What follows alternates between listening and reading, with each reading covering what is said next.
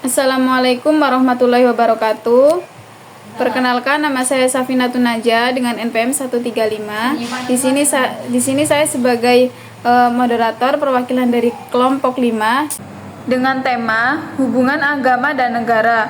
Usulan masalah kasus penistaan agama oleh Komika Aulia Rahman. Tanggal presentasi 28 Oktober 2024. Dengan anggota kelompok Ketua Muhammad Faisal Husni dengan NPM 161, Sekretaris Safinatun Naja dengan NPM 135, dan anggota kelompok kami Lingling Ayu Sarita dengan NPM 111, Dwi Astuti dengan NPM 117, Hairul Pangestu dengan NPM 118,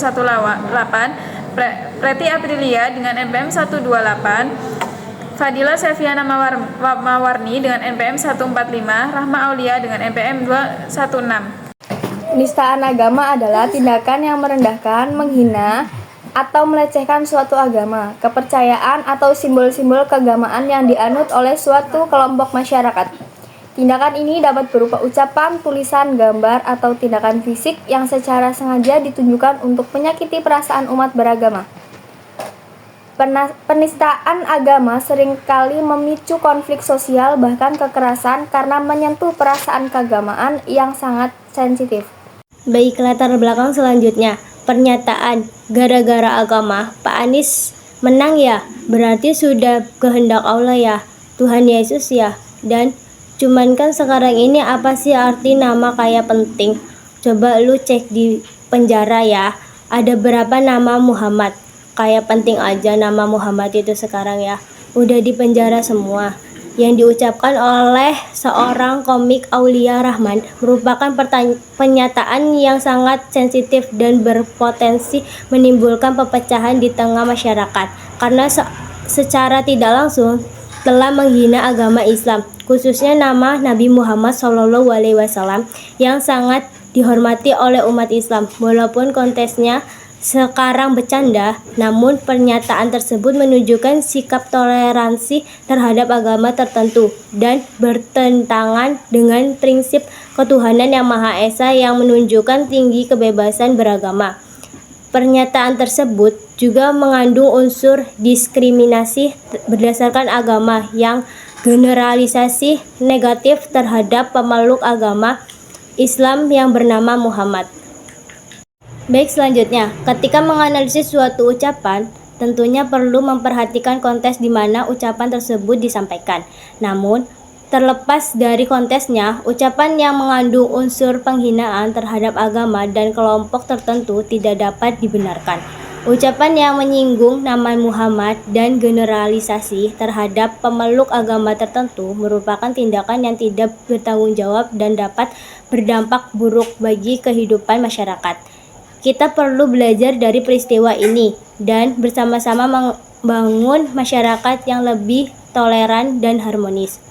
Rumusan masalah. Yang pertama, bagaimana dampak kasus peristanan agama oleh Aulia Rahman terhadap perharmonisan dan toleransi antara umat beragama di Indonesia.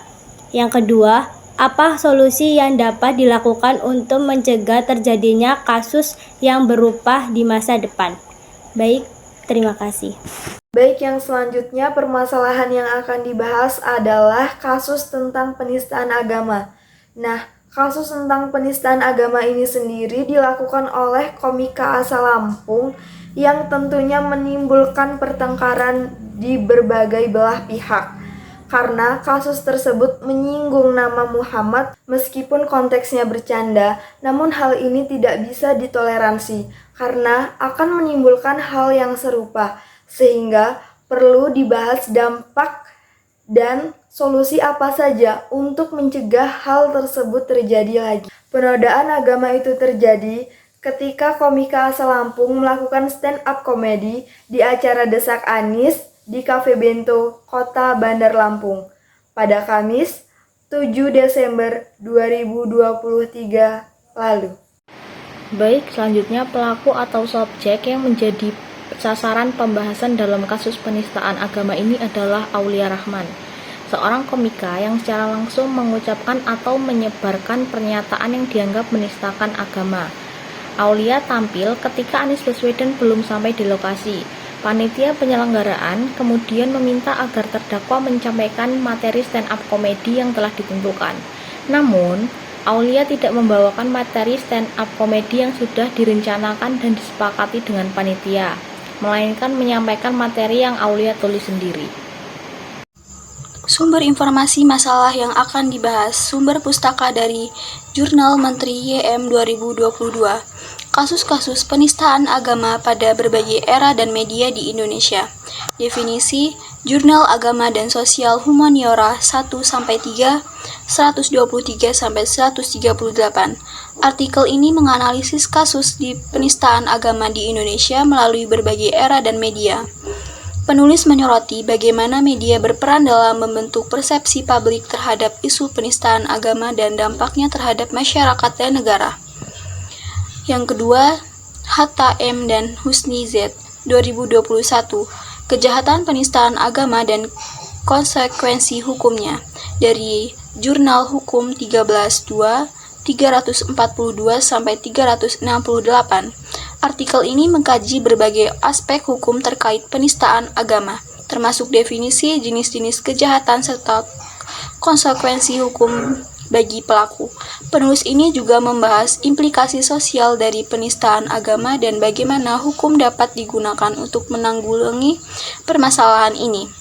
Dan yang ketiga, Dewantara AW 2015, Pancasila sebagai Pondasi Pendidikan Agama di Indonesia, dari Civics Jurnal Ilmiah Ilmu Sosial dan Pendidikan Kewarganegaraan. Artikel ini membahas bagaimana Pancasila dapat berfungsi sebagai dasar dalam pendidikan agama di Indonesia. Penulis ini menekankan pentingnya mengintegrasikan nilai-nilai Pancasila ke dalam kurikulum pendidikan agama. Di sini untuk menciptakan suasana belajar yang inklusif dan harmonis. Dengan pendekatan ini, diharapkan pendidikan agama dapat membangun toleransi dan mengurangi potensi konflik antar umat beragama. Terima kasih. Demikianlah presentasi dari kelompok kami. Terima kasih atas perhatiannya. Dari saya, wassalamualaikum warahmatullahi wabarakatuh.